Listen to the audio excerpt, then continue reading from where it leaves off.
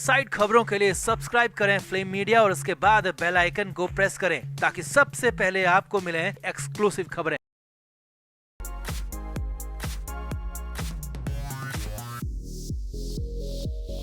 नवाब मलिक पर आफतों का पहाड़ टूट रहा है। आफत की बारिश थमने का नाम नहीं ले रही, उल्टा आफत की बारिश की इंटेंसिटी जरूर बढ़ गई है। और जो ईडी कल तक जांच ही कर रही थी, सबूत ही जुटा रही थी, उसी ईडी की टीम ने अचानक नवाब मलिक की संपत्ति जब्त कर ली, अटैच कर ली। और ये नवाब मलिक पर अब तक का सबसे बड़ा हमला, सबसे बड़ा अटैक माना जा रहा है, क्योंकि जो संपत्ति जब्त हुई है वो मामूली नहीं है और उसकी कीमत करोड़ों में नहीं बल्कि अरबों की संपत्ति जब्त की गई है। एक नहीं, आठ संपत्तियों को जब्त किया गया और इसका फैसला रातों रात अचानक लिया गया। जी हाँ, इसकी कोई तैयारी नहीं थी, कोई प्लान नहीं था, लेकिन ये अचानक से पूरा एक्शन हुआ, अचानक से पूरा प्लान मलिक बदल दिया गया। अब इसकी अंदर की खबर आपको बताएंगे कि क्यों अचानक लेना पड़ा इतना बड़ा एक्शन, कितने अरब की कौन कौन सी संपत्ति जब्त की गई है, सब कुछ पूरी डिटेल आपको बताते हैं, समझाते हैं। आप इस वीडियो को शेयर करें और कमेंट करके अपनी राय जरूर दें। नवाब मलिक पर हुए एक्शन ने 2 दिन पहले ही कहा था कि अब नवाब मलिक की संपत्ति सीज हो सकती है और फिर उनका पूरा परिवार सड़क पर आ सकता है, क्योंकि परिवार के पास जब कुछ बचेगा ही नहीं तो हालात बिगड़ेंगे और ऐसा ही होगा। तो वही हुआ भी। जी हाँ, ईडी ने नवाब मलिक के खिलाफ सबसे बड़ा एक्शन लिया है और 8 संपत्तियां जब्त कर ली हैं। अब पहले आपको बताते हैं कि कहां-कहां संपत्ति अटैच की गई और कितने अरब की ये संपत्ति है,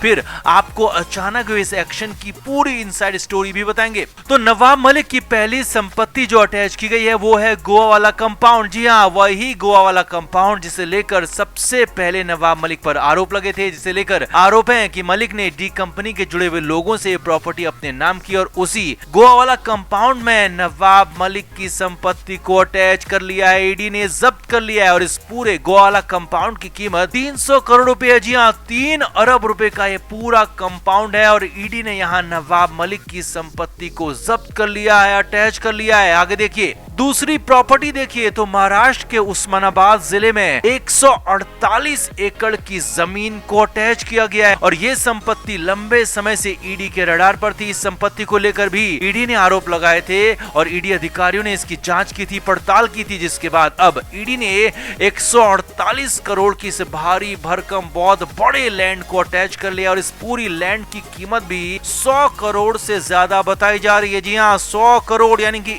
1 अरब से ज्यादा की इस पूरी लैंड को, 141 एकड़ की लैंड को सीज किया गया, संपत्ति को अटैच किया गया है।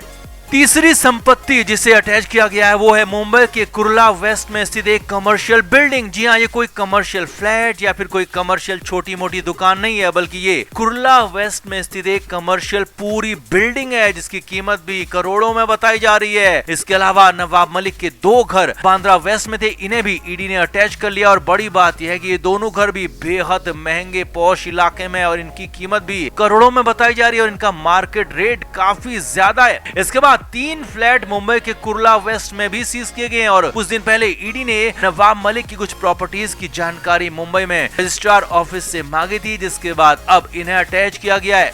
कुर्ला वेस्ट के इन 3 फ्लैट्स की कीमत भी कई करोड़ में बताई जा रही है। तो कुल मिलाकर ये सारी की सारी संपत्ति कई अरब की है, कई अरब की बताई जा रही है। अरबों की इन संपत्तियों को ईडी ने अटैच कर लिया है, जब्त कर लिया और नवाब मलिक पर ये अब तक का सबसे बड़ा एक्शन है, सबसे बड़ा हमला माना जा रहा है। यहाँ तक कि नवाब मलिक की गिरफ्तारी से भी बड़ा हमला इसे माना जा रहा है, क्योंकि नवाब मलिक तो जेल के अंदर है, एक न एक दिन बाहर आ जाएंगे, लेकिन ये जो संपत्तियां ईडी ने अटैच की है इनका वापस मिलना बेहद मुश्किल है, असंभव ही है।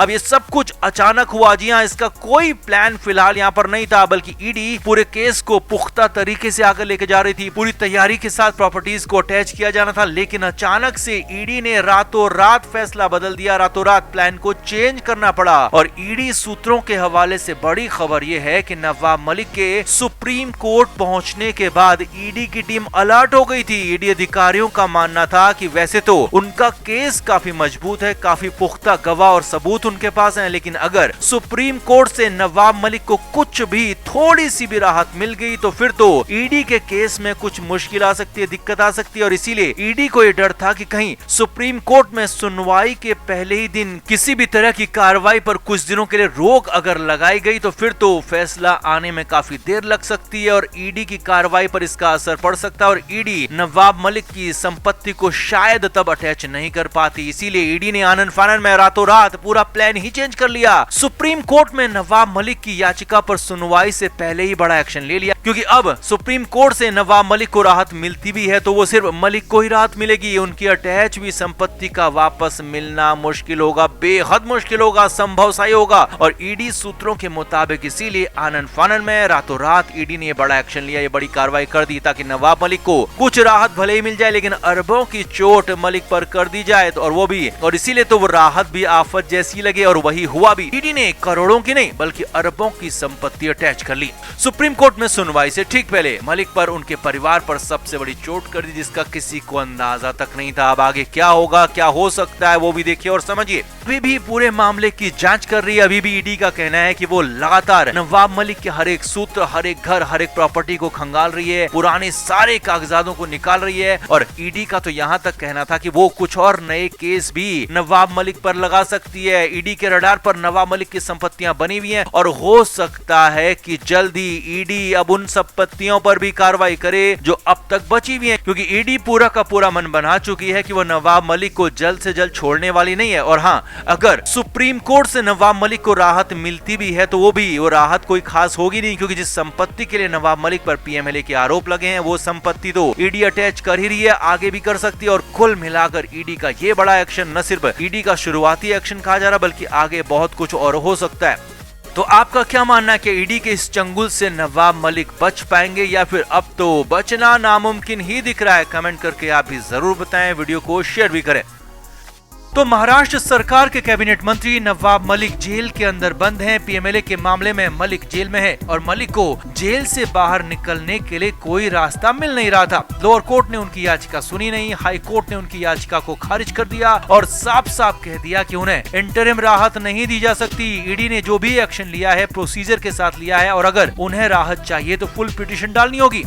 अब हाईकोर्ट के इस फैसले के बाद मलिक की चिंता बढ़ गई थी और नवाब मलिक अपने वकील के जरिए सीधे सुप्रीम कोर्ट पहुंच गए। जी हां, देश की सबसे बड़ी अदालत में नवाब मलिक पहुंचे थे। हालांकि अब तक ये साफ नहीं था कि उनकी याचिका सुनी जाएगी भी या नहीं सुनी जाएगी और कोर्ट क्या फैसला लेगी ये तो बहुत दूर की बात थी, लेकिन इस पर अपडेट ये आ गया है जो सिलसिलेवार तरीके से आपको बता दें। पहला और सबसे बड़ा अपडेट ये है कि नवाब मलिक की याचिका को सुनने के लिए सुप्रीम कोर्ट तैयार हो गया है। जी हां, सुप्रीम कोर्ट ने नवाब मलिक को इंटरिम राहत देने की याचिका सुनने का फैसला लिया और साथ ही साथ सुप्रीम कोर्ट इसकी अर्जेंट यानी कि जल्द से जल्द सुनवाई के लिए भी तैयार हो गई है।